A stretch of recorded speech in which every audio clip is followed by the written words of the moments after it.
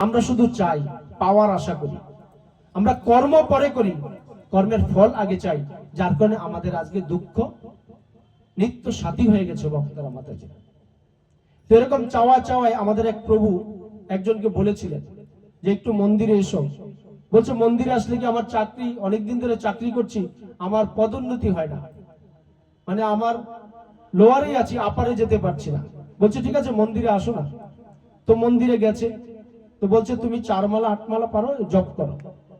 তো লোভে পরে জপ করছে। তো 4 মালা বা 8 মালা যখন জপ করা শুরু করলো, তখন এরকম কয়েক মাস 8 মালা করে জপ করার পর দেখলো চাকরি তার পদোন্নতি হয়ে গেছে। বলছে বাহ, 8 মালা জপ করার পর আমি লোয়ার থেকে আপার হলাম, চাকরি পদোন্নতি হয়েছে, তো তাহলে আরো 8 মালা জপ করলে মনে আমি বসের চেয়ারটা পাবো। তো এরপরে কি করেছে, 8 মালা থেকে 16 মালা জপ করছে। আর এদিক দিয়ে বলছে যে প্রভু মন্দিরেতে কিন্তু আমার লাভ হয়েছে, আমার চাকরি প্রমোশন হয়েছে। বলছে ও তাই? বলে ঠিক আছে ভালো করে জপ করো। তো কি করেছে, লোভ করে 8 মালা থেকে 16 মালা জপ করা শুরু করেছে। তো যেই 16 মালা জপ করা শুরু করেছে 15 দিন পরে চাকরিটাই চলে গেছে। তো বলছে কি হলো, আবার মন্দিরে এসছে। বলছে কি হলো, 4 মালা থেকে 8 মালা জপ করলাম, প্রমোশন পেলাম, যেই 8 মালা থেকে 16 মালা জপ করলাম চাকরি চলে গেল। তার কি ছিল? লোভ ছিল, এবং লোভটা অতি লোভ ছিল। তাই এই জন্য বলে লোভে পাপ, পাপে মৃত্যু। তাই লোভের আমরা ধর্ম করলে চলবে না, ধর্মকে জানতে হবে। আজকে যে ডাক্তার, ব্যারিস্টার বা ইঞ্জিনিয়ার হচ্ছে, তারা যে বইগুলো পড়াশোনা করে, এই বইগুলো তো খোলা মার্কেটে শিয়ালদায় পাওয়া যায়, কলেজ স্ট্রিটে পাওয়া যেত ডাক্তারের বই। তাহলে সেই বইগুলো পড়েই তো কেউ ডাক্তারই হতে পারতো। 5 বছর 10 বছর কেন, এত ইন্টার্ন থেকে জুনিয়র ডাক্তার থেকে প্র্যাকটিস করে তারপরে ডাক্তার হয়। তো শাস্ত্রটা এরকম। যদি আপনি সত্যিকার অর্থে কৃষ্ণ ভক্ত হতে চান, তো যারা ধর্ম প্রচারক আছে, যারা সদ্গুরু সমাজে সদ্গুরুদেব আছেন, তাদের সংস্পর্শে থেকে আপনাকে জানতে হবে যে শাস্ত্রটা কি, গীতা কিভাবে পড়তে হয়, বৈষ্ণবের সংস্পর্শে কিভাবে কথা বলতে হয়, কি খাবেন, কি পড়বেন, কখন ঘুমাবেন, কখন ঘুম থেকে উঠবেন, কার সাথে কিভাবে কথা বলবেন, আপনাকে এই গীতা সবকিছু শিখিয়ে দেবে। ভগবান শ্রীকৃষ্ণ এমনি কিন্তু গীতার জ্ঞানটি আজকে দেননি। তিনি এই গীতার জ্ঞান প্রথম বিভূষণ সূর্যদেবকে দিয়েছেন 12 কোটি বছর পূর্বে। লক্ষ লক্ষ কালের যুগের প্রভাবে গীতার জ্ঞান সমাজ থেকে হারিয়ে যাচ্ছিল। তাই অর্জুন ভগবান শ্রীকৃষ্ণের এত কাছে থাকা সত্ত্বেও অর্জুন সংসারের প্রতি মোহাচ্ছন্ন হয়ে পড়েছিল, যুদ্ধ করতে চায়নি। তখন ভগবান শ্রীকৃষ্ণ ভাবলো, হায় রে কি কপাল আমার, আমার এত কাছে থাকা আমার প্রিয় পার্শ্বদ, প্রিয় ভক্ত, প্রিয় সখা, যার রথের সারথি হলাম আমি নিজে, সেও ধর্ম সম্পর্কে বুঝতে পারছে না, সংসারের প্রতি মোহাচ্ছন্ন হয়ে পড়ছে। তাই ভগবান শ্রীকৃষ্ণ আজ থেকে 5.5 বছর পূর্বে কুরুক্ষেত্রের রণাঙ্গনে তিনি আবার এই গীতার জ্ঞান প্রয়োজন দেওয়া মনে করলেন। একমাত্র প্রধান উদ্দেশ্য হচ্ছে কলিযুগের অধপতিত মানব জীবনকে উদ্ধার করার জন্য, আর কিছু নয়। তাই এই দুঃখালয় পৃথিবীতে আপনি যদি ভালো থাকতে চান, তাহলে অবশ্যই ভগবান শ্রীকৃষ্ণ শ্রীমতী রাধারানীর চরণে নিজেকে আত্মসমর্পণ করতে হবে, এছাড়া কোনো গতি নেই। আর কলিযুগের যুগধর্ম, যে যেই গুরুদেবের দীক্ষা নিয়েছেন, যে যেই জাতেরই আছেন, যে যেই সম্প্রদায়ের আছেন, সবকিছু ভুলে গিয়ে এটা মহাপ্রভু দিয়ে গেছে। মহাপ্রভু কে? তিনি সাধারণ ব্যক্তি নন, স্বয়ং শ্রীকৃষ্ণ চৈতন্য ভক্ত রূপে এসছেন। কি নিয়ে এসছেন?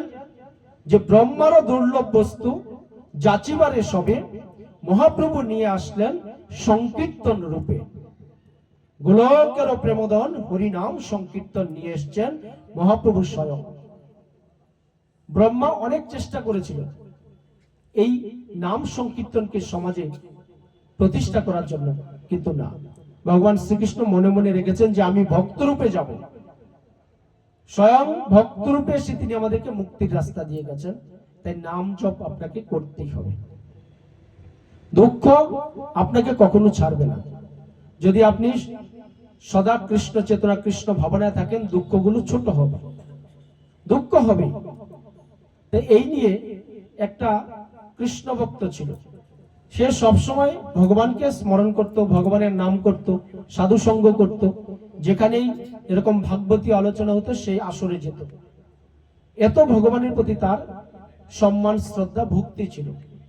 এই থাকা সত্ত্বেও সে মানসিকভাবে কখনো সুখী ছিল না।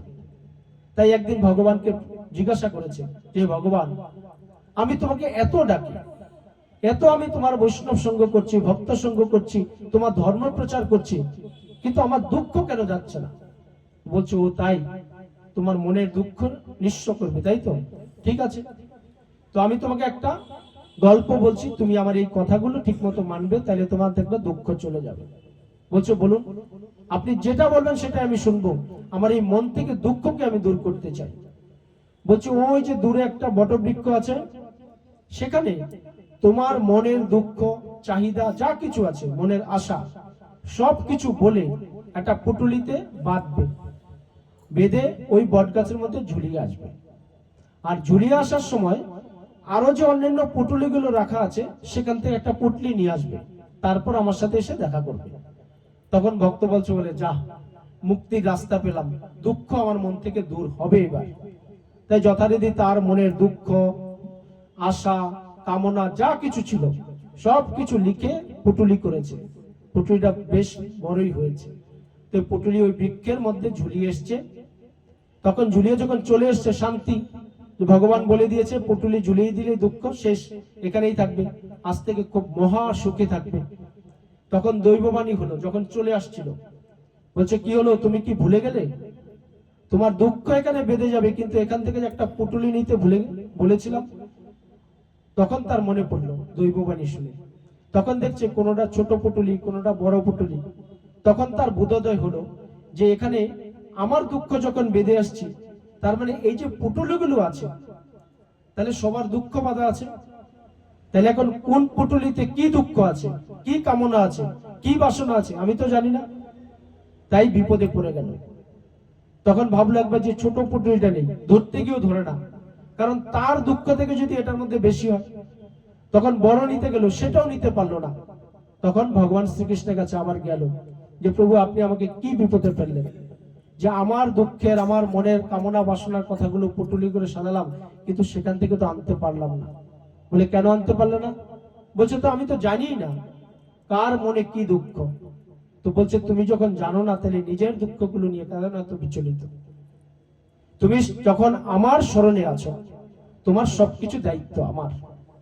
তাই আমরা দুঃখকে যদি জয় করতে চাই, যদি এই দুঃখের দুনিয়ায় আমরা সংসার জীবনে ভালো থাকতে চাই, তাহলে ভগবান কেন্দ্রিক আপনাকে সবকিছু করতে হবে। আজকে আমরা যে বাড়িটায় বসবাস করি, ভবন, আমরা এক একটা বাড়ির ভবন নাম দিই, তাই না? ভবন, ভয়ে ভগবান, বন হলো বাসস্থান। ভগবান যেখানে বসবাস করে সেটা হলো ভবন। আচ্ছা, ভবন থেকে যদি আমি বটা বাদ দিয়ে দিই, তাহলে কি দাঁড়ায়? বন। বনে কি কোনো মানুষ বসবাস করে? বনে কারা বসবাস করে? পশু পাখি, হিংস্র জানোয়ার। তাহলে আজকে আমরা ভগবানকে কিন্তু ভুলে আছি, কারণ আমরা ভগবান কেন্দ্রিক আমাদের গৃহটাকে তৈরি করতে পারিনি। আমরা হয়তো একটু পূজা অর্চনা করছি, আর বাকি কাজগুলো আমার নিজের জাগতিক সুখ স্বাচ্ছন্দ্য করছি, যার কারণে আমরা কি করছি? ভগবান বিদ্বেষী হয়ে আমাদের থেকে উড়ে গেছে। আমরা বনে বসবাস করছি, যার বনে কোনো শান্তি আছে? ঝড় আসবে, তুফান আসবে, পশু পাখি কোথাও কি বাড়ি ঘরে থাকতে পারে? তারা রাস্তায় যখন বৃষ্টি হয়, দেখবেন কুকুর বিড়ালগুলো ভিজে না, কোথাও দাঁড়াতে পারে না, কোথাও যদি দাঁড়ায় মানুষ তাকে তাড়িয়ে দেয়। তাই আপনি যখন ভবনে বাস করবেন, ভগবান কেন্দ্রিক হয়ে আপনি বসবাস করুন। তাহলে আমরা মানব জীবনটা পাওয়ার পর যে মৃত্যু হবে আমাদের, যদি ভগবানকে নাম স্মরণ করে মরতে পারি, তাহলে অন্তত ভগবত ধামে যেতে পারি। বা সাধু সঙ্গ করে যদি মরতে পারি, নামটা কেন বলছে সবসময় জপ? এটা একটা অ্যান্টিবায়োটিক। আমাদের যখন ঠান্ডা কাশি লাগে বা জ্বর হয়, তখন দেখবেন ডাক্তার কোর্স দেয় তো 7 দিন 8 দিন, না এমন যে 7টা অ্যান্টিবায়োটিক ওষুধ দিল, আপনাকে একদিনে খেতে বলে? 7 দিনে খেতে বলে। তাই এটা হলো আপনার মুক্তির অ্যান্টিবায়োটিক। এমন নয় যে আপনি 4 মালা জপ করছেন, একদিনে আপনি 4 চারা 16 মালা জপ করলেন আর 3 দিন জমবেন না, না, তাহলে তো সেই অ্যান্টিবায়োটিকের মতো একদিনে খেয়ে ফেলবেন, পরের দিন কি হবে? ঘরে আপনি আর জীবিত থাকবেন না, বডি হয়ে যাবে। তাই এটা হলো মুক্তির অ্যান্টিবায়োটিক, প্রতিদিন করতে হবে। গাছে থাকুন, বনে থাকুন, ঘরে থাকুন, গৃহে থাকুন, ট্রেনে থাকুন, বাসে থাকুন, সদা হরি বলে ডাকুন। হরি আপনাকে পার করতে পারে, হরি আপনাকে বাঁচাতে পারবে, হরি আপনাকে মারতেও পারবে। তাই রাখে হরি, মারে কে? আবার মারে হরি, রাখে কে? রাখে ডাক্তার, তাই না? আমরা বলি ডাক্তার আমাদের রাখে। ডাক্তার যদি সত্যি আমাদের রাখতো তাহলে ডাক্তার কি মরতো? হ্যাঁ কি না? কেউ আমাদের রাখে না। আপনাকে মারতেও পারে হরি, আপনাকে বাঁচাতেও পারে হরি। আবার এখন অনেকটা খুব বলেছে যে রাখে হরি, মারে কে? মারে হরি, রাখে কে? রাখে আমাকে এলআইসি। অনেকে বলে না, আরে যদি আপনি কাউকে জিজ্ঞাসা করেন, আরে এত পরিশ্রম কেন করছো, এত রিক্সে কেন ট্রেনে বাসে যাচ্ছ? এই আমার এলআইসি করা আছে, বলে কিনা? তো এলআইসি আমাদের কি বাঁচাতে পারবে? এলআইসি এখানে অনেকেরই আছে, হয়তো আমার ছিল, আমি সব ভ্যানিশ করে দিয়েছি শাস্ত্র পড়ার পর। এলআইসি আপনাকে বাঁচায় না, এলআইসি আপনাকে মৃত্যুর মুখে ঠেলে দেয়। এখানে যদি কেউ এলআইসি এজেন্ট থাকেন, খারাপ ভাবে নেবেন না। আপনার অফিস আপনাকে এই ফর্মালিটি দিয়েছে, আপনি মানুষকে বোঝাচ্ছেন। এলআইসি যখন করতে আসে এজেন্টরা, তারা কি বলে আপনাকে? আপনি মরে গেলে ভালো। এসে বলে দেখবেন, আপনি 16 লক্ষ টাকার এলআইসি করলেন, অ্যাক্সিডেন্ট হয়ে বাড়িতে যদি বসে থাকেন 8 লক্ষ পাবেন, তার মানে আপনার অমঙ্গল চাই।